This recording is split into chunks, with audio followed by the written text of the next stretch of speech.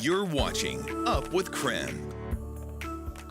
Well, good morning on our Wednesday morning and welcome to Up with KREM. I'm Jen York. Well, this morning we are continuing our conversation with Spokane Mayor Nadine Woodward.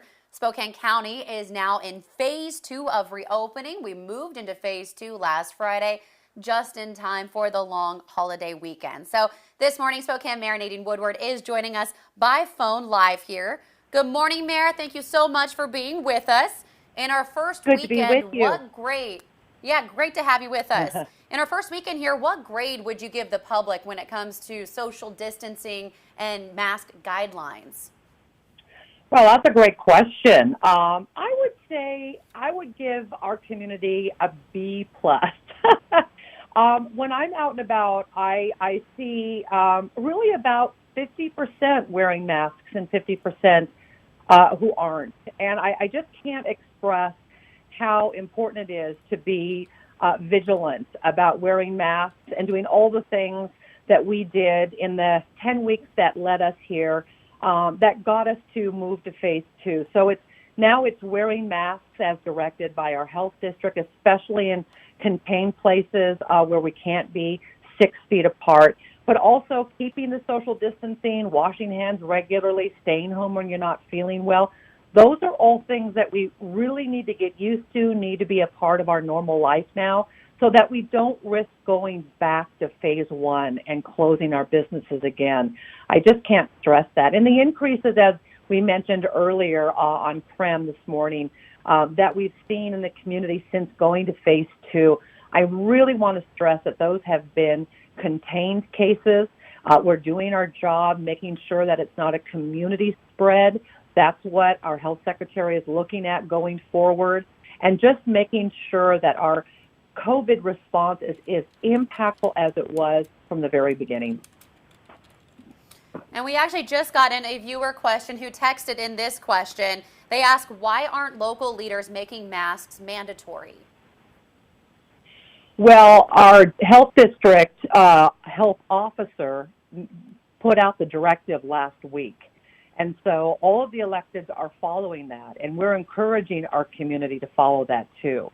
A directive is not something that's mandatory because we have, rights in this country, but we also have the responsibility to do what's right to maintain health in our community. So we're not giving people citations for not wearing masks. It's about personal responsibility. And that comes down from the health district. The health district and our health officer is the authority during a health pandemic. So that directive comes from Dr. Bob Lutz, and that's what we received last week. Well, what improvements do you think we need to see to move into phase 3, and how long could we be waiting until we get to that point? Good question. Our health secretary indicated that we would not be able to move to phase 3 before 3 weeks. And from what I understand, the criteria has not been established yet for phase 3. But as long as we continue to do the things that we're doing now, if we see an increase in cases, they must be contained or boxed in, not community spread. Our hospitalizations must not increase, and our death rate must not increase. So our hospitalization, I think, went up by 1 over the weekend, and our death rate has stayed the same. So as long as those positive cases pop up, as long as they're contained, we are on the road to moving to phase 3 by June 12th. From what I can gather this morning, it sounds like it's kind of up to the public to make sure that we stay safe and following some of the guidelines. Absolutely. I mean, we all have a responsibility, each and every one of us, and we have all along. We have the opportunity to make the absolute biggest impact to keep ourselves healthy, to keep our neighbors healthy, and to keep our communities healthy. And I just want to say, too, that when we go in and we frequent businesses that are open and they're following all the guidelines that the state has handed down to them, I just ask the public to be respectful of those guidelines. Oftentimes, when you walk into a business, you're going to be required to wear a mask. They may have sanitizer for you to use at the door. There may be a sign with protocol for you to follow. And I just would say, be respectful of those things, because the businesses, they want you inside their stores, their restaurants, their salons. So just be respectful so that we can keep our people working, we can keep business owners with doors open, and we can move on to phase 3, but in a very healthy, careful, and safe manner. Well, Mayor Woodward, we thank you for your time this morning and joining us both on KREM 2 and the CW22 and answering some of those questions from our viewers this morning. Happy to be here. Thanks a lot. Thank you so much. All right, here in the meantime, Joshua, we'll send things back to you in studio. Thank you very much, Jen. New this morning, the Washington State Department of Health has released an updated map of the state detailing where every county stands in their reopening process. You can take a look at the Spokane County, or the map right now, which shows Spokane County highlighted in yellow. As we mentioned, we entered phase 2 5 days ago on Friday. Counties like Snohomish on the west side, though, which you can see in orange, are still in phase 1, as they will need to see a significant decrease in new cases before being eligible to apply for phase 2. Now let's look ahead, though, as Governor Jay Inslee's Stay Home, Stay Healthy order is set to expire on Sunday. But according to the Washington State Department of Health, not all Washington counties will be reopening by then. That's because a number of counties continue to have large numbers of new coronavirus cases. They will not be in a position to move on to the next phase of reopening in response. Now, officials have previously said that June 1st would be the earliest that the state could move on to phase 2 of the state's recovery plan. But the Department of Health now says that they will continue to open slowly and cautiously, making decisions that are driven by public health, data, and science. Looking across state line, as Idaho enters its second week of phase 2, Governor Brad Little says he does not want to make any commitment about the state entering phase 3 on Saturday. However, Little says that the state's overall trend lines are, quote, going the direction we want. The state did report 55 new cases last Friday, which marked the biggest one-day spike the state has seen since April 20th. But Governor Little says a 1 or 2 day spike does not have a significant statistical impact on the state's longer-term trends. Of course, we will continue tracking reopenings for our area. We'll bring you the latest information here on Up with KREM, but we know you have questions, so you can text the word reopen to 509-448-2000. We'll send you plenty of information about any reopening questions you might have. Now, taking a look at another big piece of news today, history is in the making this afternoon. For the first time in nearly 9 years, Americans are set to be launched into space from U.S. soil. 2 NASA astronauts are scheduled to blast off from Florida's Cape Canaveral. Here's everything that you need to know about this afternoon's launch.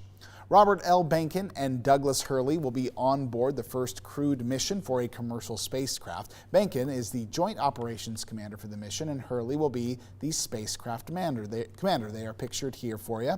They will also head to the International Space Station aboard a SPACEX Crew Dragon capsule. SpaceX is short for Space Exploration Technologies, the company founded by Tesla CEO Elon Musk in 2002.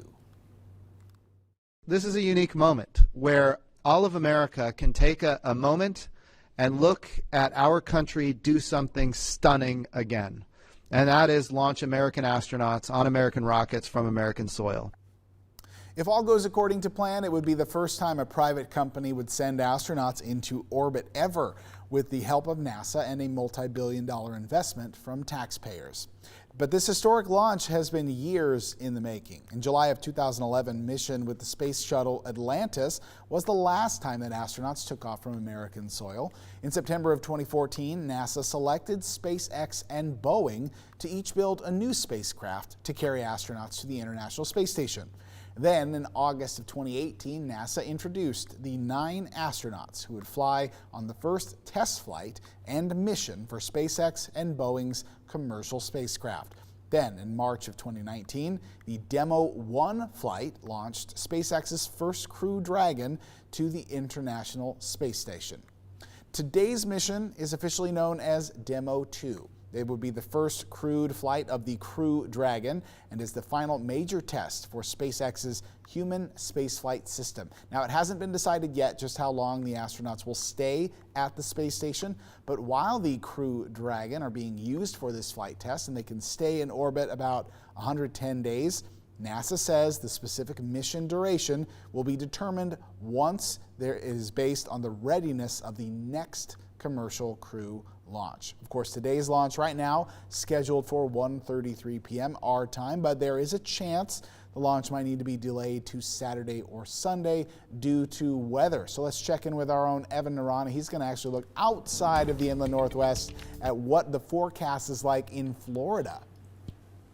That's right. Cape Canaveral right now showing a good chance of some scattered showers and thunderstorms even throughout your afternoon, really from noon through your evening. So for our friends out in Florida, this is going to be iffy. Right now, things are not very favorable for SpaceX in this launch. Now, as you mentioned, there are a lot of requirements that come into play in order for this launch to actually take place. There are circumstances that would allow for a slight delay in the launch today, but we also could see it just postponed until Saturday or Sunday. Right now, this is your launch forecast for Cape Canaveral. We'll keep you updated all morning long on this. But over the next several hours in our neck of the woods, we're actually going to be seeing plenty of dry weather. You can see satellite radar has shown for us here in eastern Washington, in North Idaho, things have been dry. We are not expecting any of that wet weather that Florida will be seeing. But what we will be seeing is quite a bit of warm weather. We're going to be warming up quite a bit into the afternoon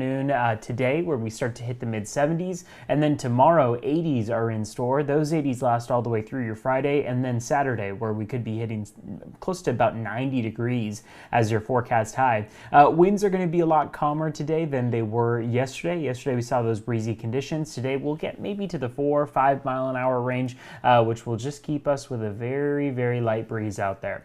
On that 3-day forecast, like I mentioned, overnight low is going to be warming up to the mid-50s, and then 60 degrees for Thursday night into Friday. Means it might be a good night to maybe crack the window open a little bit in the overnight hours and allow for a little bit of a breeze to come in. But otherwise, really warming up through the afternoon. So get that AC ready. Looks like we'll get a little taste of summer as we head toward the weekend. Back over to you guys. That's what I like to hear, Evan, getting the AC ready. That's my kind of situation rather than having the heater on when you wake up in the morning. That's my favorite.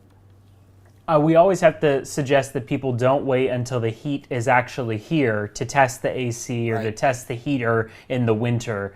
Try it now. Make sure everything's all good to go, and then you'll be happy you did once it hits 80 and 90 degrees. I love it. First thing I'm going to do when I get home, Evan. Thank you for that recommendation. Coming up this morning at 8:30 here on the CW22, we are talking to astronaut and GPrep graduate Anne McLean, joining us live to talk more about today's historic rocket launch.